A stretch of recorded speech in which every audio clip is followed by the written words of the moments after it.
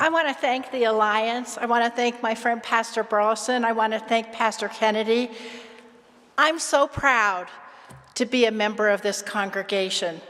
This is a community that has always prided itself on its commitment to justice and equality for all.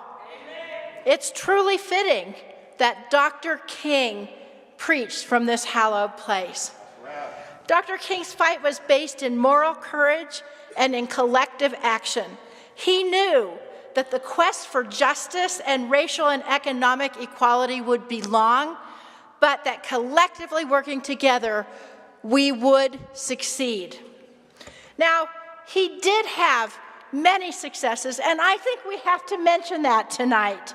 The Civil Rights Act, the Voting Rights Act, the Fair Housing Act, just to name a few.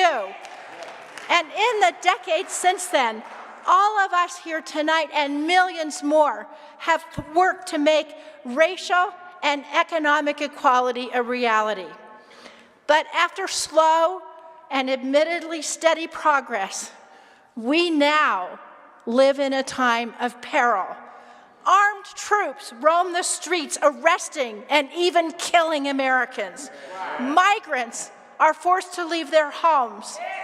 Laws ensuring racial equality are overturned by the courts.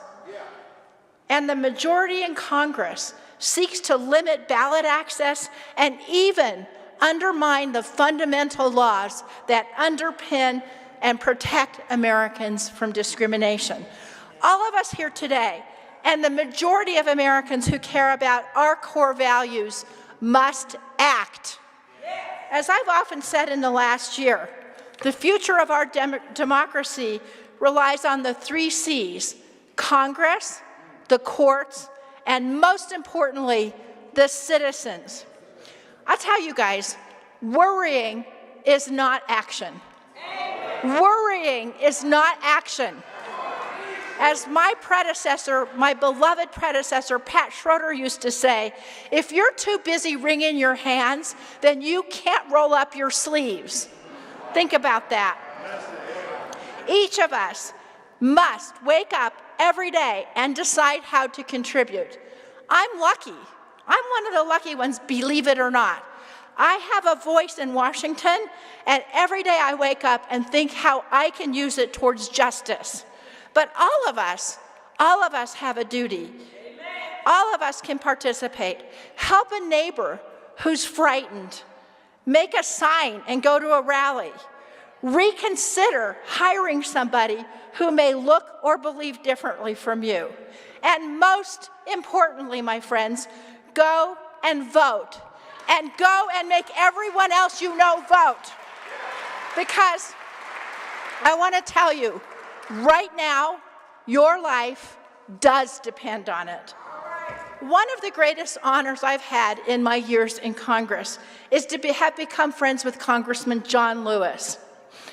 John Lewis knew we need to take ourselves out of our comfort zone in our fight for justice. Working from Dr. King from an early age, John Lewis put his life in danger repeatedly over and over again.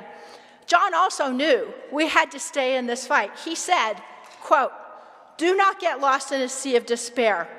Our struggle is not the struggle of a day, a week, or a year. It is the struggle of a lifetime, or maybe even many lifetimes. And each one of us in every generation must do our part. Never, ever be afraid to make some noise." And you know this part. Get in good trouble, necessary trouble. And I want to finish with this.